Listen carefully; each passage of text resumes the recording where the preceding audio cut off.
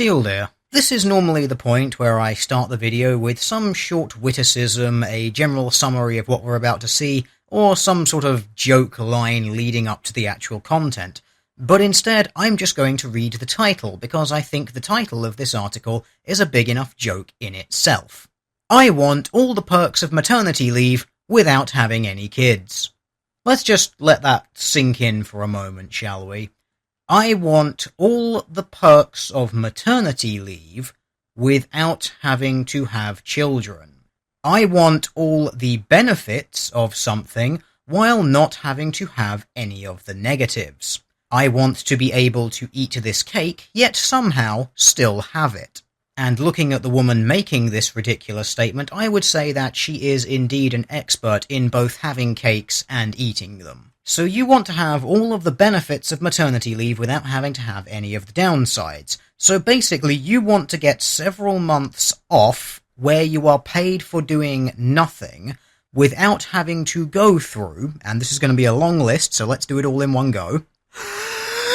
Postpartum depression. Lochia, the postnatal bleeding that results in grape-sized clumps of mucus, blood, and amniotic fluid dropping out of your vagina at random for up to 6 weeks after your birth. The possible and likely tearing of your perineum, the skin between your vagina and anus. The glorious experience of post-birth constipation that leave your bowel movements feeling like you're shitting out golf balls, which if you did tear your perineum, will more than likely rip out any stitches that you have, keeping your vagina and anus as two separate holes. The constant leaking of your bladder every time you stand up, sit down, or just move in general. Pain in the abdomen from where your stomach muscles have separated to accommodate your baby. Back pain. The fact that every time you remove your bra, your breasts are going to hit your knees. Constant sore, puffy, and leaking nipples. Having basically no pelvic floor left whatsoever. Crashing hormones that will cause you to get mad or cry over basically nothing. Sleep deprivation from having to feed your baby every 2 to 3 hours. Constantly smelling like and being covered in the bodily fluids of another person, be they vomit, urine, or feces. Your crashing bank balance as your baby slowly consumes everything you hold dear. The fact that you now share all of your time with a tiny dictator who will control when you eat, will control when you sleep, will control when you wake up, who will kick and scream over the slightest upset or just for attention, and nothing will console them. And through all of this, you're going to be sitting there staring and thinking, why the hell did I think this was a good idea? I have no time, I have no money, I have no sleep, my body is ruined, my work life is over, my social life is over, everything I do now is for this disgusting mewling, screaming bag of flesh that does nothing but kick, scream, and consume, and somehow, magically, is able to excrete from every orifice of its body a series of foul-smelling, staining fluids that somehow constitute more mass than what went into the damn thing, and I just want a single moment of peace and quiet, and I hate my life, and I wish I had never done any of this thing, but oh god, I love it so much! You don't want any of that, you just want to take some time off like you went through all of that, and get paid for it, right? Megan Foy, 38, was jealous of co-workers clocking out for maternity leave and decided she needed a break of her own. Here, the author of the novel ME-TERNITY tells the Post's Anna Davis why she believes every woman deserves mandated me time.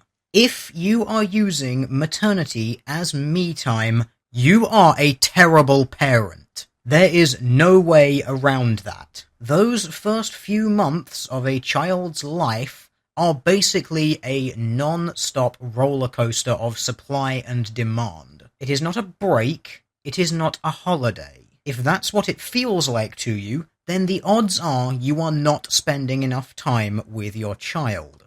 I was 31 years old in 2009, and I loved my career. As an editor at a popular magazine, I got to work on big stories, attend cool events, and meet famous celebs all the time. Yeah, you're not really selling this as some sort of back-breaking, stress-inducing job that you need a break from. And yet after 10 years of working in a job where I was always on deadline, I couldn't help but feel envious when parents on staff left the office at 6 p.m. to attend to their children, while it was assumed co-workers without kids would stay behind to pick up the slack. Well, what did you expect? There is a certain amount of work that needs to be done. That amount of work will take a certain number of hours. People, when they get jobs and have children, will negotiate the amount of hours that they are able to work. People with larger commitments outside of work will unsurprisingly negotiate to work fewer hours at their job, whereas people who have lesser commitments outside of work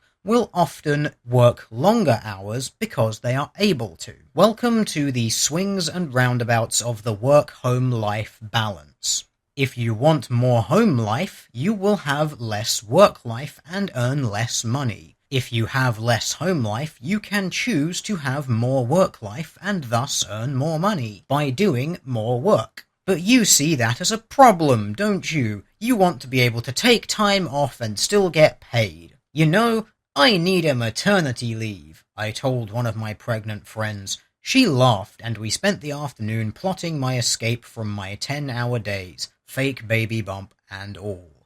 Of course, that didn't happen, but the more I thought about it, the more I came to believe in the value of a ME-TERNITY leave, which is, to me, a sabbatical-like break that allows women, and to a lesser degree men, to shift their focus to the part of their lives that doesn't revolve around their jobs. See, most people would consider the time when they get to focus on their home life and not their work life as being their days off or their holiday dates. You know, those things that you have by law. But those aren't enough for our brave author. Nope, she needs even more time off. In fact, she needs to be able to take several months at a time off, and for that to have no repercussions on her career at all. And all of this needs to happen for no other reason than because she wants it. For women who follow a traditional path, this pause often naturally comes in their late 20s or early 30s, when a wedding, pregnancy, and babies means that your personal life takes center stage. But for those who end up on the other path, that socially mandated time and space for self-reflection may never come. Well, obviously, because you don't need it. Women who take time off of their careers to raise their children are doing so for a reason, because their child needs them. And despite what you might think, you and your 5 cats sitting around eating tubs of Ben & Jerry's ice cream is not as important, nor anywhere near as time-consuming. When I graduated from college in the early 2000s, I enjoyed the same unspoken expectation shared among my fellow Gen Xers. If you poured your heart and soul into your career, you would eventually get to a director level and have the flexibility, paycheck, and assistance beneath you to begin to create a work-life balance. Then the 2008 recession hit, and people were lucky to have jobs at all. Assistance and perks disappeared across industries, and I felt like the cultural expectation was that we should now be tethered to our desks and our smartphones. You know what was funny about that 2008 recession? It affected men nearly twice as much as it affected women. Basically, twice as many men lost their jobs as women did. And unsurprisingly, when job markets crash and there is a massive surplus of labour compared to jobs, people do have to be tethered to their desks and smartphones. You have to, by default, go above and beyond what you would normally be expected to do. Otherwise, you will be replaced by the now hundreds of other people who are going to be gunning for your job, who will be willing to put in even longer hours at even less pay. But I love how this author's attitude is just, oh, the recession hit, and oh, I didn't have someone who was going to go and get my coffee for me while I was writing for a magazine, while sitting in my air-conditioned office. Oh, woe is me! It seemed that parenthood was the only path that provided a modicum of flexibility.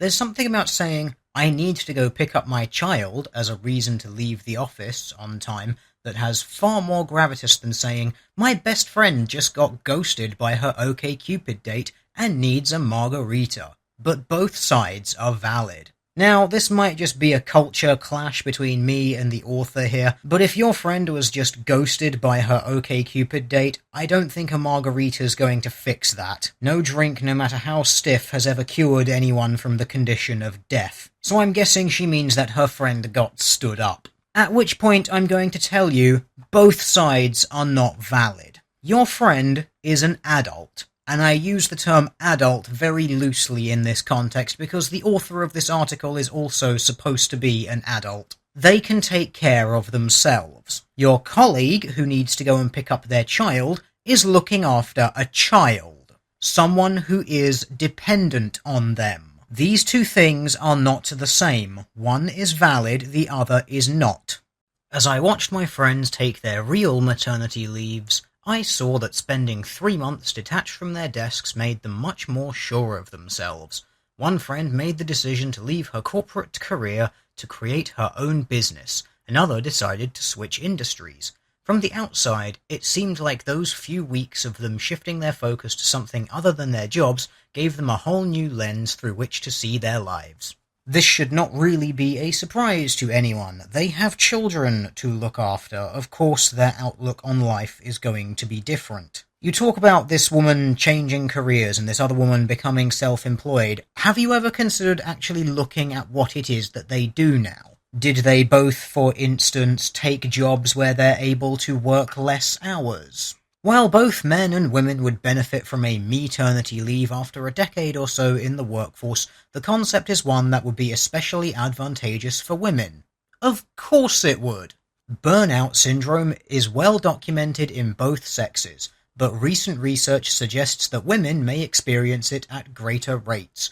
Researchers postulate that it's because women, mums and non-mums alike, feel overloaded by the roles they have to take on at work and at home. So how's that equality treating you, ladies? You demand getting into the workforce, you demand being able to work the same hours as men, you demand equal pay to men, and then you complain when, just like men, you are working longer hours, you're getting increased levels of stress, you're dying at a younger age on aggregate, you're suffering from increased stress-related diseases and problems such as cardiovascular disease and heart problems. So the more involved women become in industry, their health is now suffering in the same way that men's health, both physical and mental, has been suffering for centuries now. This is the result of equitable treatment. Unsurprisingly, the outcomes become more and more equitable. But there is of course still time for our brave author to martyr herself and all other women by turning them all into victims. Bottom line, women are bad at putting ourselves first.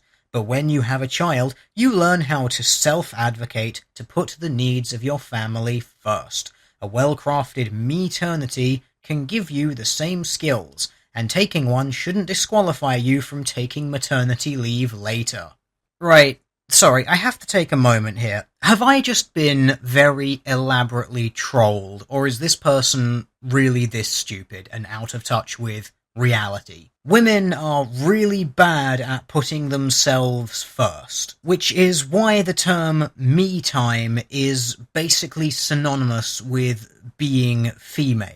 Me time in modern usage is basically code for spa days and luxury. Getting your hair done, getting your nails done, being pampered. Haven't you noticed the use of phrases like, because you're worth it? Isn't it unusual that these attitudes and phrases are aimed at women? Women are so bad at putting themselves first that there are entire sections of industries built on women putting themselves first. And I love the last part. It's like, yeah, I'm going to take maternity leave. I'm just going to take that 3-month leave from my job that I expect you to pay me for, because it's just like maternity leave, so I can go all around the world doing my eat, pray, love thing, then come back from my 3 months of leave that you've paid me for, tell you that I'm pregnant, and then you can give me another 3 months of paid leave.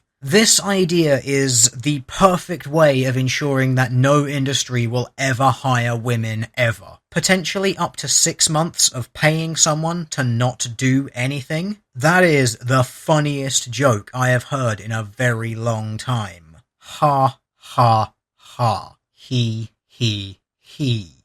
As for me, I did eventually give notice at my job and take a maternity of my own. I may not have been changing diapers, but I grappled with self-doubt for the 1.5 years that I spent away from the corporate world, and I grieved the loss of my dad, who had just died after a long illness. But a maternity done right should be challenging. It should be about digging into your whole life and emerging from it more confident in who you are. Right, so you needed a 1.5 years off, whereas most people who get maternity get maybe 3 or 4 months? And that's 3 or 4 months of basically non-stop stress, pain, and general misery, whereas you got a 1.5 years to do whatever the hell you felt like. It also gave me the opportunity to help someone achieve their maternity dreams, even if that person was a fictional character. My first novel, Me-TERNITY, was just released and is about a woman who fakes a pregnancy and discovers some hard truths about what it's really like to have it all. Oh, don't you worry, we're going to come to that book in a little bit, because there's a trailer for it at the bottom of this article, and we're going to watch it at the end. Ultimately, what I learned from my own maternity leave is that any pressure I felt to stay late at the office wasn't coming from the parents on staff. It was coming from myself. So you finally realized your paranoia and jealousy issues. Good for you. Coming back to a new position, which I would imagine is considerably less hours and hopefully at a lot less pay, considering you took a year and a half off. And in taking that year and a half off, I hope you realize you have forfeited any right you have to complain about a wage gap in your life. I realized I didn't need an excuse to leave on time, and that's what I would love the takeaway from my book to be. Work-life balance is tough for everyone, and it happens most when parents and non-parents support and don't judge each other. That's very judgy and preachy, considering you seem to be the person who has been doing the most of the judging. I want kids in the future.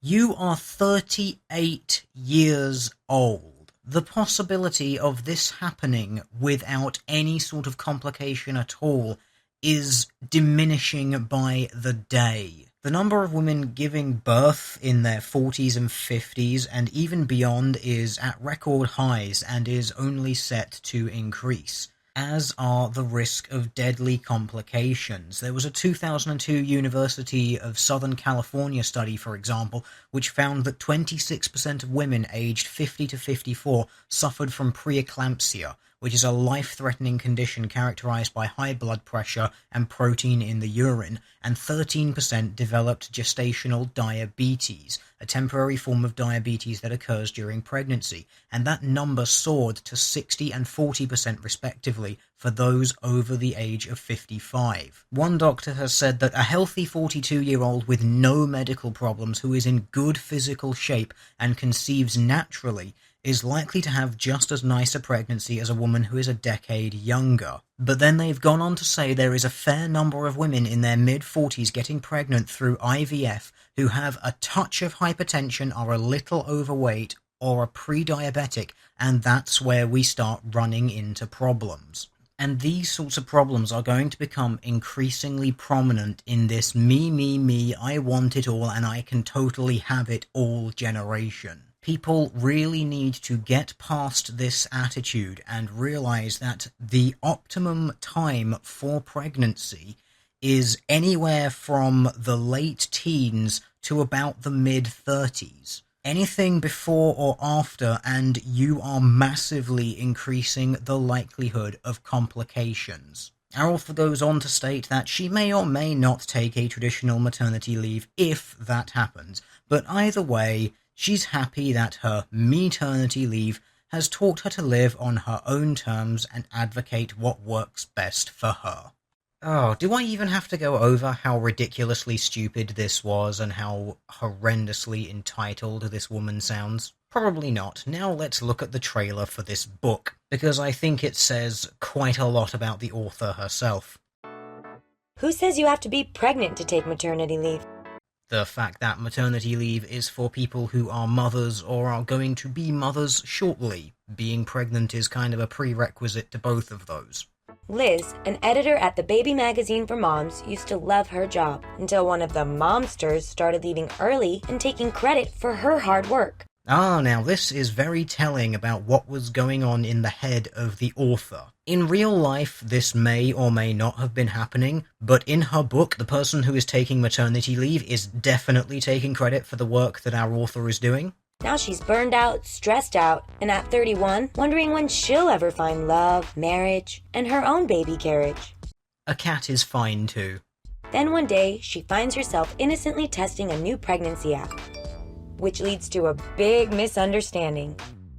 Liz realizes after years of working late to pick up the slack of coworkers with kids, it's time for some payback.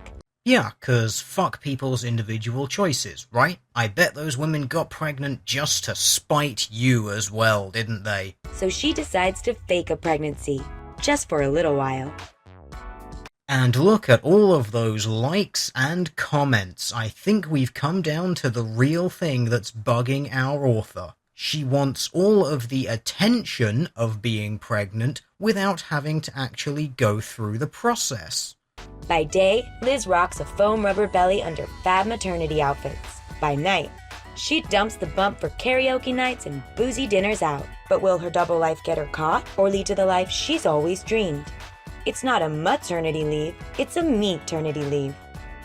Like I said, I think this really is an insight into what's actually going on in the head of our author. She desperately craves all of the attention that pregnant women get, all of the perks that they get in regards to taking time off work and having people be willing to do things for them. But then she doesn't want the metric fuckton of problems that come with pregnancy as we outlined at the beginning. I wonder if that book also has a chapter where, after showing off all of her fake pregnancy tests, something which rather horrifyingly you can actually buy on the internet, she just randomly names some guy as the father, he then gets hit with a massive bill for the child, refuses to pay because he knows it's not his, and then ends up in prison.